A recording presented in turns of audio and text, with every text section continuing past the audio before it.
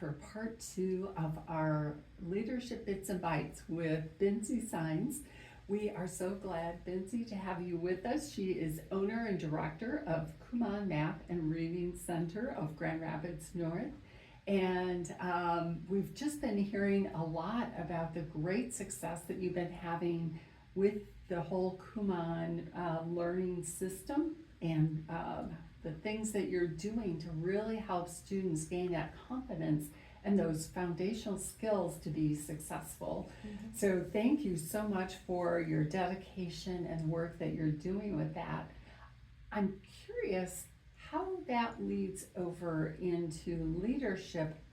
When you think about leading, what do you think are some of those foundational skills that would be so important for leaders to master if they're going to be successful?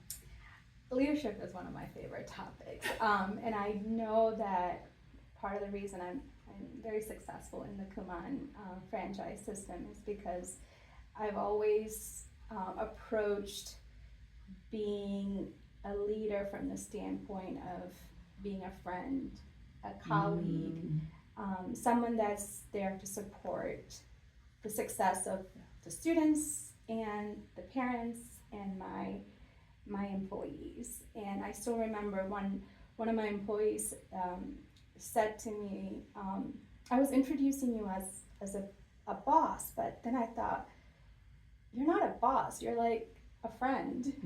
And that is the way I kind of function, professionally and personally. Like, I'm there to help. I don't have this ego of like, I own this huge business, I can control people. No, it's really truly collaborating and making things work.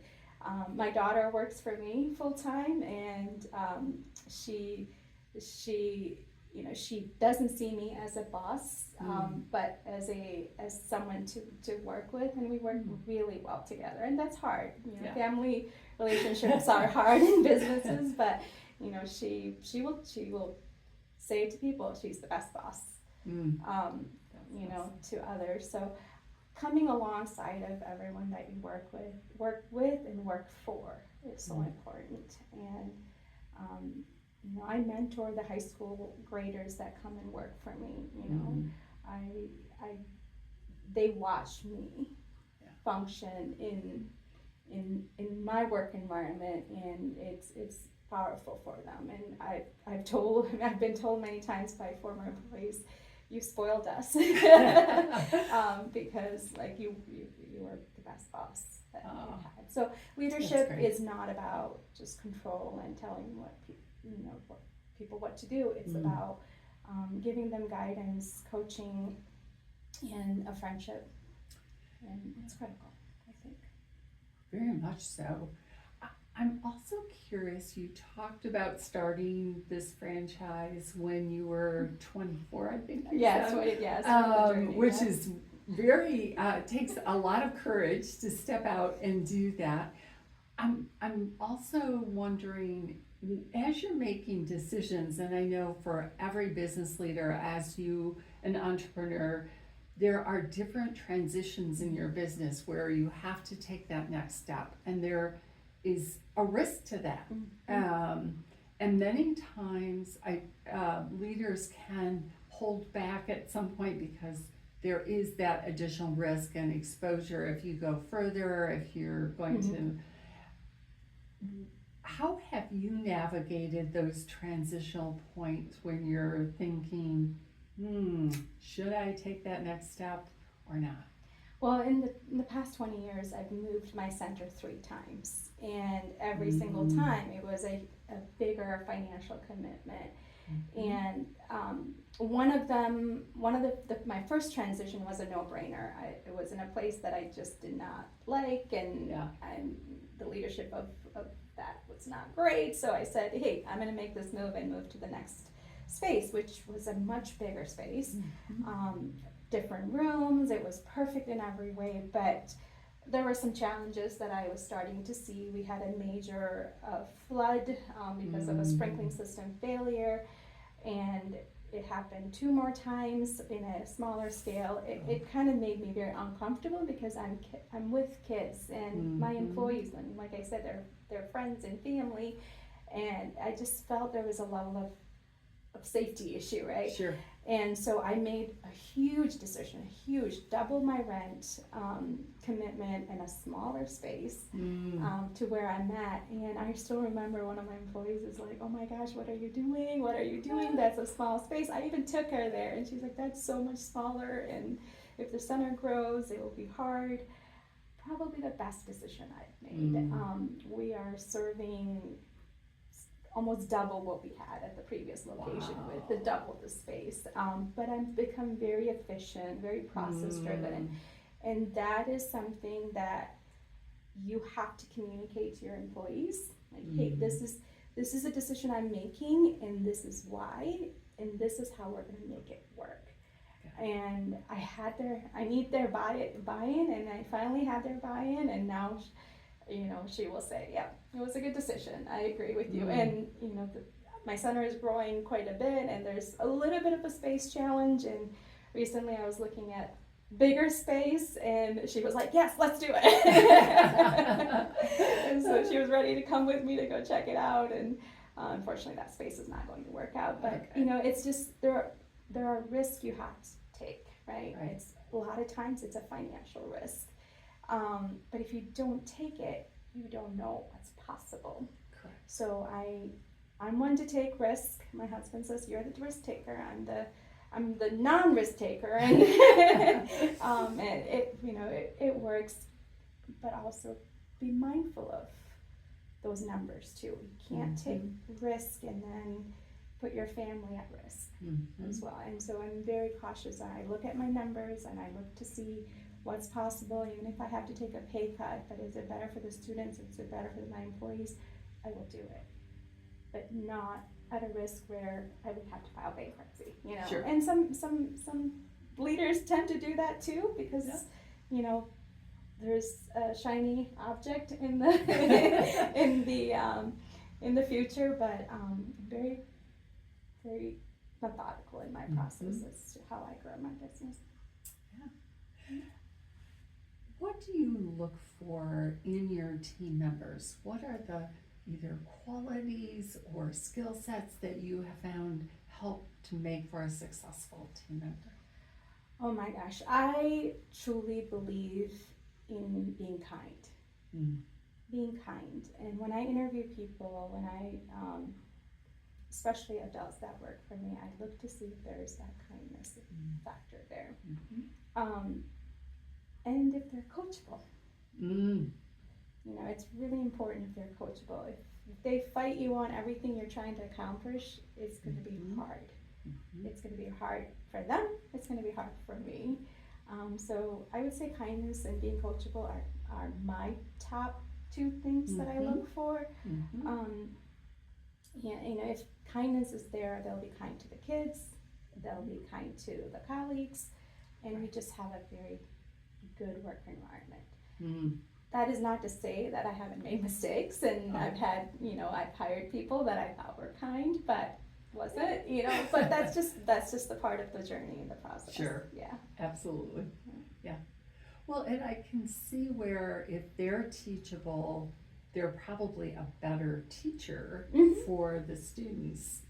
Because they understand that process and they appreciate what that feels like to be the learner as well as the teacher. Correct, yeah. I tell them, I'm actually in college right now, finishing up a certification. I tell my students, like, I am learning just as much as you guys are. So it's a natural process, and my employees know that I'm in college too. So, it's I'm being coached. Just as you're being coached. Along that line, I wonder if you were talking to a younger leader who maybe is just starting that leadership journey, what advice might you give them? Is there something that you've learned along the way that you wish you had known when you first started that you would like to share? The kindness and being coachable is number 1. I would say to them, hey, You know, no matter where you go, you know, being a kind person will get you places. Being coachable will get you places because, you know, you are going to work for leaders that know more about this company or project that you're working on, and, you know, be willing to learn. Also have you know, spend some time on your communication skills and read some books on leadership, and you know, I have a few that I can recommend. So, because of the technology world that we live in, and slightly entitled world that we're living in, it's really hard to find employees that have the leadership mindset.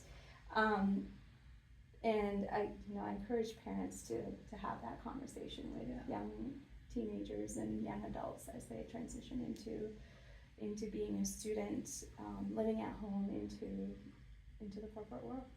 Yeah. It's so important having that other focus as opposed to how does this serve me or how does this help me.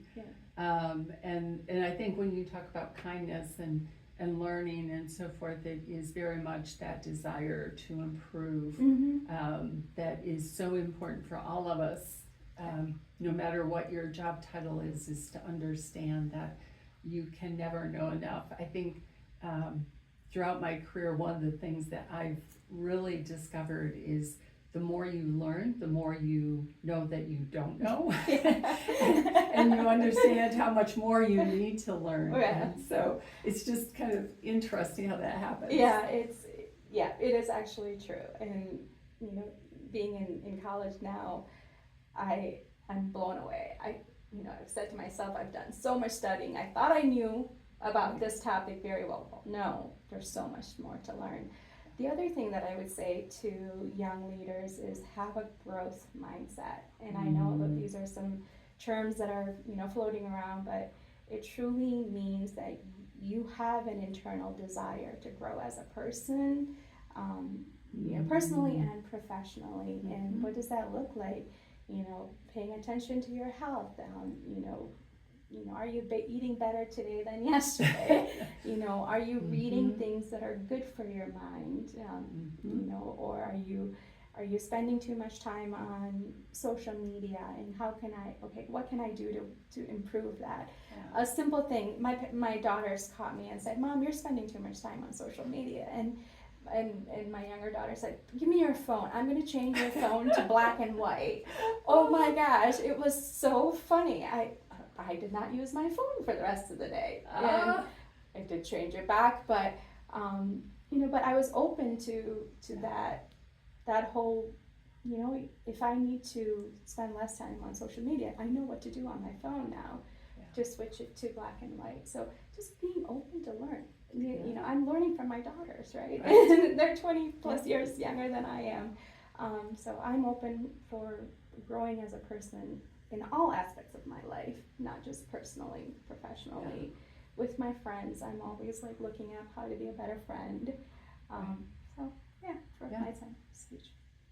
I love that idea of learning comes from all those people around us. It's not just us teaching other people, but also just being aware of how much we can learn from each other, and the value and the richness that comes from that. I learn from my daughters all the time. That's great. And I'm okay with it. That's great. Well, Bincy, it has been great to learn more about your Kumon Center and also about just your leadership. I'm wondering, I'm sure a lot of our listeners are thinking they would love to learn more about Kumon, and so if they're interested in knowing more, how could they get in touch with you?